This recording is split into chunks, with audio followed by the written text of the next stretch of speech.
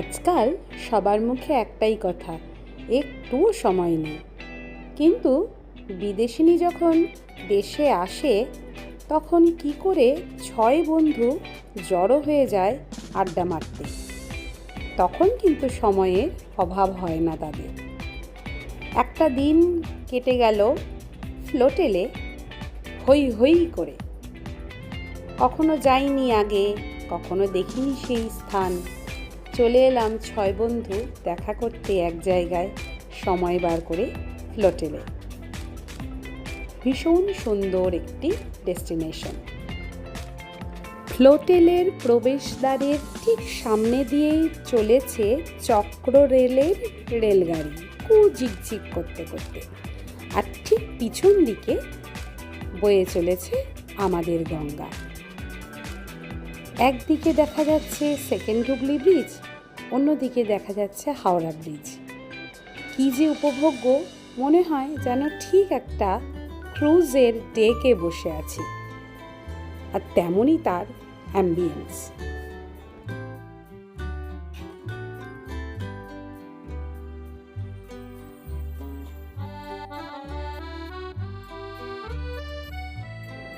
এবার চলে আসি খাওয়া দাওয়ার ব্যাপারে কথা বলতে। যদি বুফে নেন সেটাই অনেকটা ভালো হবে, তাহলে অনেকটা সময় ওখানে থাকতে পারবেন। আমরা তো প্রায় 5 ঘন্টার মতো সময় ছিলাম। আর যদি আলা কাটে নেন সে ব্যবস্থাও আছে, তবে বুফে খুব ইন্টারেস্টিং। সব আইটেম সবগুলোই খুব টেস্টি এমনটা কখনোই বলবো না, কিন্তু প্রত্যেকটা পরীক্ষা করে দেখতে দেখতে বেশ মজা লাগছিল, খুব এনজয় করেছি।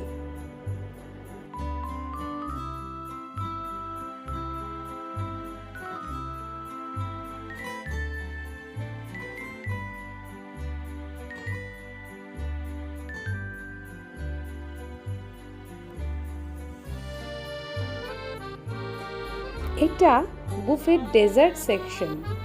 এইটাই আমার কাছে খুব লোভনীয় মনে হয়েছে। আমি বোধহয় একটা ডেজার্টও ছাড়িনি।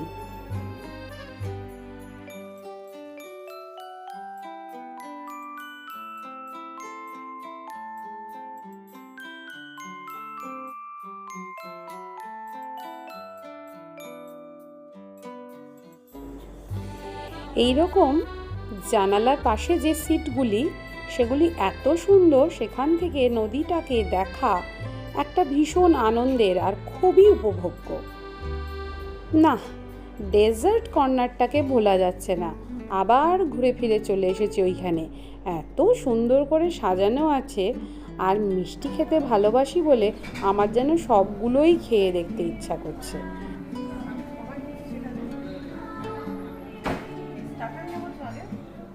না, এই হলো আমার সর্বরি। ও এলো বলেই আমরা আসতে পারলাম।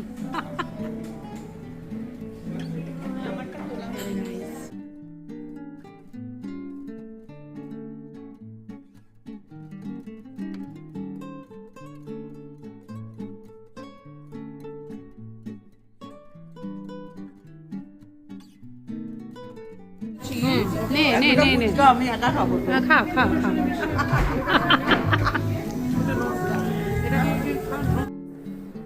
পেট ভরে খাওয়া দাওয়া সেরে রোদটা যখন একটু নিবু নিবু হচ্ছে, ধীরে ধীরে বিকেল নেমে আসছে, চলে এলাম ডেকের উপরে। কি যে অপূর্ব লাগছে!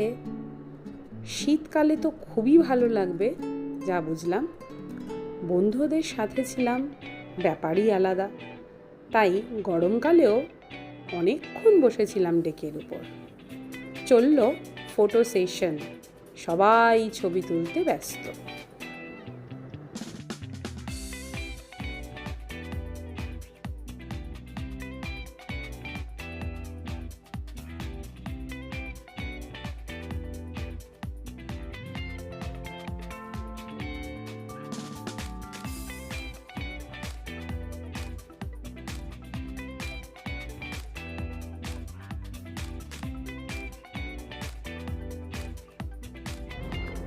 ধীরে ধীরে সন্ধ্যা নেমে আসছে।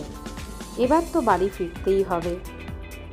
সারাদিন কি কি খেলাম, কি কি গল্প করলাম, কি কি ছবি তুললাম, কোন খাবারটা ভালো ছিল, কোন ডেজার্টটা সব থেকে টেস্টি ছিল, কি কি খেতে পারলাম না খাবো ভেবেও, সব কিছু নিয়ে স্মৃতি রোমন্থন করতে করতে, হাসতে মজাতে, গল্প করতে করতে দিনটা কেটে যাচ্ছে। এই ভাবতে ভাবতে আবার ফিরতে হবে গতানুগতিক জীবনে, এই নিয়ে হইচই করতে করতে সময়টা কেটে গেল।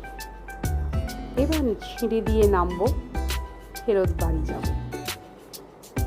কিন্তু বছরে এই দিনগুলো যেন বারবার ফিরে আসে। মনের মধ্যে এই ভাবনা তো থাকেই সব সময়। সেই সব ভাবতে ভাবতেই বন্ধুদের বিদায় জানিয়ে আবার এরকম একটা দিনের জন্য অপেক্ষা করতে করতে ফেরত চলে এলাম নিজের বাড়িতে। আবার দেখা হবে। সবাই ভালো থাকিস।